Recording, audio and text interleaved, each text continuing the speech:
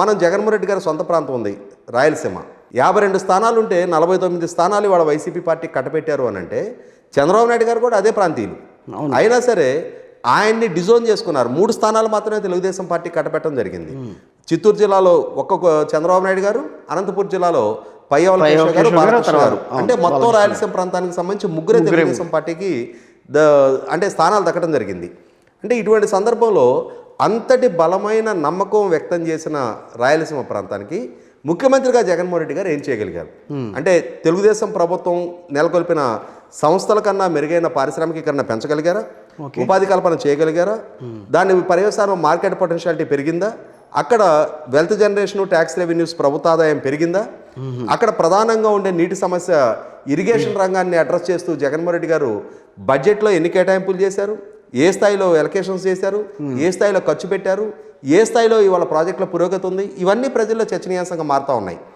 ఆయన సొంత జిల్లాలో సొంత నియోజకవర్గానికి సంబంధించి కూడా ఈ రోజుకి కూడా గండికోట రిజర్వాయర్లో నీళ్లు ఉన్నాయి, కానీ డిస్ట్రిబ్యూటరీ నెట్వర్క్ ఏర్పాటు చేయని పర్యవసానం ఇవాళ ఆయన సొంత నియోజకవర్గ పొలాలకు కూడా నీళ్లు బారిన పరిస్థితి కళ్ళ ముందు కనిపిస్తూ ఉంది. ఇవన్నీ ప్రజల్లో చర్చనీయాంశంగా మారుతారు. వెలుగొండ ప్రాజెక్టు పూర్తి చేస్తా అన్నారు, చేసి చూపిస్తామని చెప్తున్నారు కదా, చేశారు కదా. అది దానికి అంటే మన కొంచెం కిందకి వస్తే అంటే ఎట్లా ఉంటుంది అంటే వెలుగొండ ప్రాజెక్టు పూర్తి చేయకుండా నేను ఓట్లు అడగను అని చెప్పారు. అవును, వెలుగొండ ప్రాజెక్టు పూర్తి చేయటం వేరు, ప్రాజెక్టు ఫలాలు రైతులకు అందటం వేరు. నేను ఇందాక చెప్పింది అదే. గండికోట రిజర్వాయరు చంద్రబాబు నాయుడు గారి హయాంలో పూర్తయింది, ఆ ప్రాజెక్టుకి నీళ్లు తరలింపబడినాయి. 5 సంవత్సరాల జగన్మోహన్ రెడ్డి గారి పరిపాలనా హయాంలో ఆ ప్రాజెక్టు ఫలాలు మొట్టమొదటిగా దక్కేది జగన్మోహన్ రెడ్డి గారి సొంత నియోజకవర్గానికి. డిస్ట్రిబ్యూటరీ నెట్వర్క్ కూడా ఎందుకు ఏర్పాటు చేయలేదు? ఓకే, ఇవాళ చంద్రబాబు నాయుడు గారి ప్రభుత్వ హయాంలో అదే రాయలసీమ ప్రాంతంలో అక్కడున్న కొద్దిపాటి నీటి వనరులను సద్వినియోగపరచుకోవాలి, అక్కడ హార్టికల్చర్ అభివృద్ధి చెందాలి, అక్కడ రైతాంగ ఆర్థిక స్థితిగతులు మెరుగుపడాలి అని చెప్పని 90% సబ్సిడీతో అక్కడ డ్రిప్ పరికరాలు ఇవ్వడం జరిగింది. జగన్మోహన్ రెడ్డి గారి ప్రభుత్వ హయాంలో ఈ 5 సంవత్సరాల టెన్యూర్లో not even a single metre, ఎందుకని డ్రిప్ పరికరాలు అక్కడ ఆ సబ్సిడీ మీద ఇచ్చే పథకాన్ని అమలుపరచలేకపోయారు.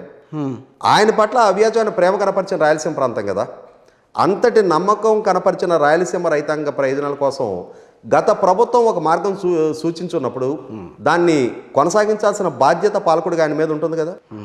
ఆయన మీద నమ్మకం కనపరిచిన రాయలసీమ ప్రాంతం కదా. ఇట్లా యువత ఆయన పట్ల ఆదరణ కనపరిచారు, మహిళల ఆదరణ కనపరిచారు, ప్రభుత్వ ఉద్యోగుల ఆదరణ కనపరిచారు, ప్రభుత్వ ఉద్యోగులు ఆదరణ కనపరిచారు.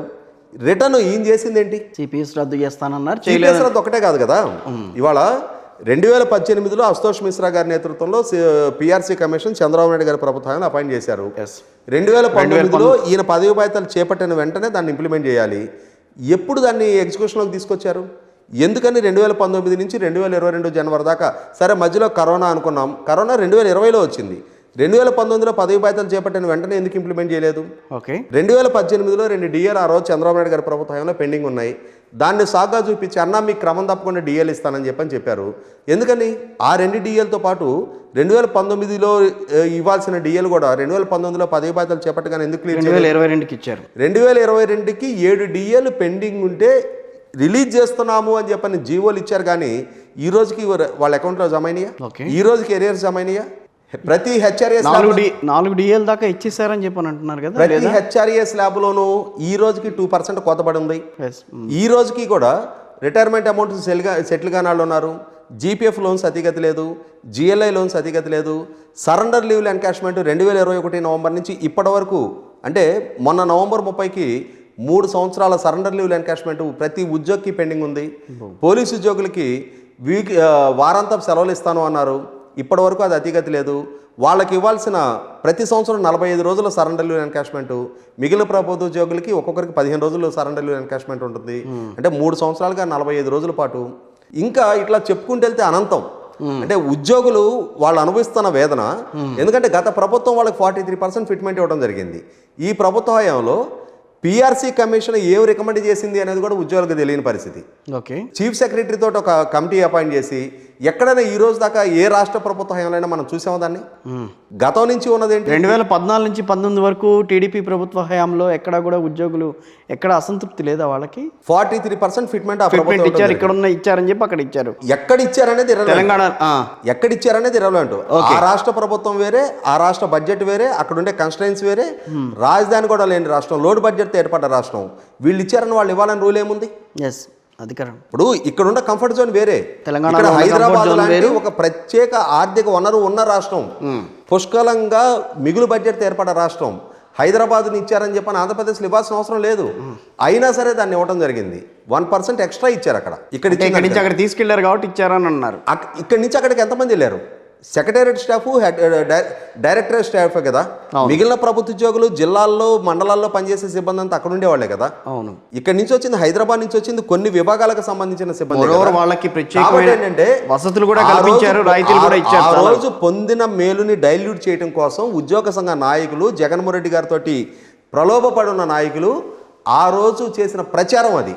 మరి ఇదే నాయకులుగా ఈ రోజు కూడా కొనసాగుతున్నది. అవును. మరి 27% అయ్యారుంటే దానికన్నా 4% తక్కువగా ఫిట్మెంట్ ఖరారయ్యి, మీకు ఐఆర్ కన్నా మీ ఫిట్మెంట్ తక్కువగా ఖరారైంది కాబట్టి మేము ఐఆర్లో అడిషనల్గా పే చేస్తున్న 4% రిటర్న్ చేయండి అని చెప్పని కూడా ఆదేశాలు ఇవ్వడం జరిగింది కదా. అంటే అక్కడ రివర్స్ ఫిట్మెంట్. ఇవి జగన్మోహన్ రెడ్డి గారు ఉద్యోగులకి సంబంధించి ఇది వ్యవహారం అంటారు. 100కి 100 అంటే మీరు ఏ వర్గానైనా చూసుకోండి. ఇవాళ రైతాంగం గురించి ప్రస్తావించాల్సి వస్తే, నేను రైతు భరోసా కేంద్రాలు ఏర్పాటు చేయడం ద్వారా విత్తనం నుంచి కొనుగోలు దాకా మా ప్రభుత్వం చూసుకుంటుందని చెప్పని ఆర్బీకేల ద్వారా వెళ్తున్నాయి అని చెప్తున్నారు. కానీ ఆచరణపూర్వకంగా చూసుకుంటే గత ప్రభుత్వ హయాంలో అగ్రికల్చర్ మెకనైజేషన్ కోసం 26,000 ట్రాక్టర్లు సబ్సిడీ మీద ఇవ్వడం జరిగింది. ఈ ప్రభుత్వ హయాంలో అగ్రికల్చర్ మెకనైజేషన్ కోసం సబ్సిడీ కేటాయించిన బడ్జెట్ ఎంత? అంటే ఆ ఎక్విప్మెంట్ ఎంతమంది రైతులకి అందింది? ఓకే, ఒకసారి మీరు గమనించుకుంటే ఆ రోజు హార్వెస్టర్స్ ఇచ్చారు, రోటవేటర్లు ఇచ్చారు, బేలర్లు ఇచ్చారు, తైవాన్ స్ప్రేయర్లు ఇచ్చారు, మల్చింగ్ షీట్లు ఇచ్చారు, లక్షలాది ఎకరాలకి డ్రిప్ పరికరాలు ఇచ్చారు. మీకు ఏవి కావాలంటే అవన్నీ కూడా ఆర్బీకేల ద్వారా మీకు సాయం పొందవచ్చు అని చెప్పి ఇవాళ ఒక్కొక్క తీసుకుంటున్నారు కదా. ఒక్కొక్క ఆర్బీకే కేంద్రానికి ఒక్క గ్రూప్కి ఇచ్చారు. అంటే ఊరు మొత్తానికి ఒక గ్రూపు, అది కూడా 15 లక్షల రూపాయలు సబ్సిడీ అమౌంట్. ఆ 15 లక్షలకు లోబడి ఏ ఎక్విప్మెంట్ దొరికితే అంతవరకే. అంటే మీకు ఒక హార్వెస్టర్కి గత ప్రభుత్వ హయాంలో ఓసీ రైతాకి 50% సబ్సిడీ, ఎస్సీ రైతుకి 70% సబ్సిడీతో ఇచ్చారు. అంటే క్లాస్ అనే హార్వెస్టర్ 27 లక్షలు ఉండేది ఆ రోజున. దాన్ని అంటే 50% సబ్సిడీ అంటే 13.5 లక్షలకి ఒక ఓసీ రైతుకి వచ్చేది, ఎస్సీ రైతుకి 11 లక్షలకు వచ్చేది. అంటే 16 లక్షలు సబ్సిడీ వచ్చేది అక్కడ. రైట్. ఇవాళ ఆ 15 lakh ఒక ఆర్బీకేకి ఇస్తున్న బడ్జెట్, దాంట్లో ఏ ఎక్విప్మెంట్ అదే తీసుకోవాలి. అంటే ఒక హార్వెస్టర్ కనుక తీసుకుంటే ఇంకా మిగిలిన ఏ ఎక్విప్మెంట్కి అక్కడ బడ్జెట్ సపోర్ట్ ఉండదు.